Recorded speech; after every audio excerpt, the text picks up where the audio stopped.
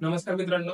कोणत्या पण घराचं प्लॅनिंग किंवा कोणत्या पण घराचं डिझायनिंग करताना एका सिव्हिल इंजिनिअरला घर कन्स्ट्रक्शन या कंप्लीट प्रोसेस बद्दल कंप्लीट इन्फॉर्मेशन असणं खूप गरजेचं असतं. मित्रांनो, सिव्हिल इंजिनिअर या पूर्ण प्रोसेसचं कॅल्क्युलेशन करून एक बजेट फायनल करत असतो आणि त्या बजेटमध्ये ते घर कन्स्ट्रक्शन होईल याचा तो क्लायंटला एक ओव्हरव्ह्यू देत असतो. तर मित्रांनो, पूर्ण क्लायंटचा जो बजेट असतो तो या इंजिनिअरच्या स्किल्सवर आणि नॉलेजवरती डिपेंड असतो. त्यामुळे एक चांगला इंजिनिअर तुमच्या घर कन्स्ट्रक्शनसाठी असणं खूप इम्पॉर्टंट असतं, बजेट आणि घराचं क्वालिटी वर्क करून घेण्यासाठी. मित्रांनो, आपल्याला बऱ्याचशा गोष्टी इम्पॉर्टंट असतात की ज्या आपल्याला घर प्लॅनिंग मध्ये ज्या मदत करतात.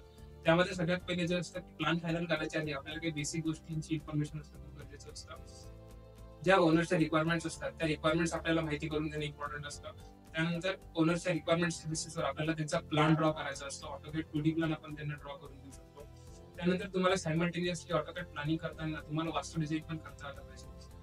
मित्रांनो, यानंतर असतं जेव्हा आपलं प्लॅन फायनल होऊन जातो त्यानंतर आपल्याला असतं आर्किटेक्चरल प्लॅनिंग करायची असते.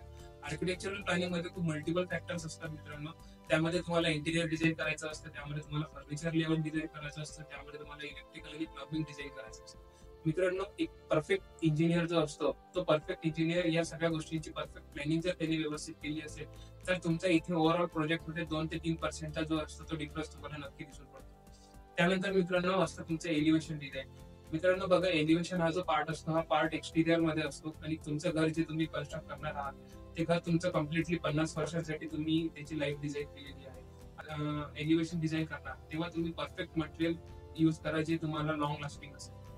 त्यानंतर मित्रांनो, हे सगळ्या गोष्टी फायनल झाल्याच्या नंतर तुम्हाला स्ट्रक्चरल डिझायनिंग हे करायचं असतं. स्ट्रक्चरल डिझाइन यासाठी करायचं असतं कारण परफेक्टली ऑप्टिमम यूज करून स्टीलचा जो असतो तो रेशो तुम्हाला काढून देतो आणि परफेक्ट केजी तुम्हाला तो सांगतो एवढ्या केजीचं एवढं स्टील तुम्हाला लागणार. त्यानंतर मित्रांनो, प्लॉट एरिया असतो. प्लॉट एरियामध्ये किती पर्सेंटेज तुमचा बिल्डअप एरिया असला पाहिजे, किती पर्सेंटेज तुमचा कार्पेट एरिया असला पाहिजे याचं नॉलेज तुम्हाला असणं खूप गरजेचं असतं. या सगळ्या नॉलेजवरती तुम्ही एक परफेक्ट प्लॅन तुम्ही ओनरला देऊ शकता ज्याच्यामध्ये त्याच्या सगळ्या रिक्वायरमेंट्स फुलफिल करता येईल. मित्रांनो, या सगळ्या गोष्टींचा विचार करून तुम्हाला समोर आणखी काही गोष्टींचा विचार करायचा असतो ते म्हणजे युटिलिटी एरिया असतं, पार्किंग एरिया असतं आणि गार्डनिंग एरिया असतं. बघा, एक चांगला व्हिजिलंट इंजिनियर आणि एक चांगला ऑप्टिमम इंजिनियर जो असतो तो या गोष्टींचा तुम्हाला परफेक्टली प्लॅन करून देईल. सगळ्या एरियाचं कॅल्क्युलेशन करून या सगळ्या गोष्टींना विचारात घेऊन जो एक तुमचा प्लॅन बनवून येईल या प्लॅनवरच तुमच्या ओव्हरऑल कन्स्ट्रक्शनचा प्रोजेक्टचा जो फायनान्शियल बजेट असते डिपेंड असतं. त्यामुळे परफेक्टली प्लॅनिंग करता आलं पाहिजे आणि विदिन द टाइम फ्रेम तुम्ही हा प्रोजेक्ट कसा कम्प्लीट करता येईल याचं नॉलेज तुम्हाला असणं इम्पॉर्टंट असतं.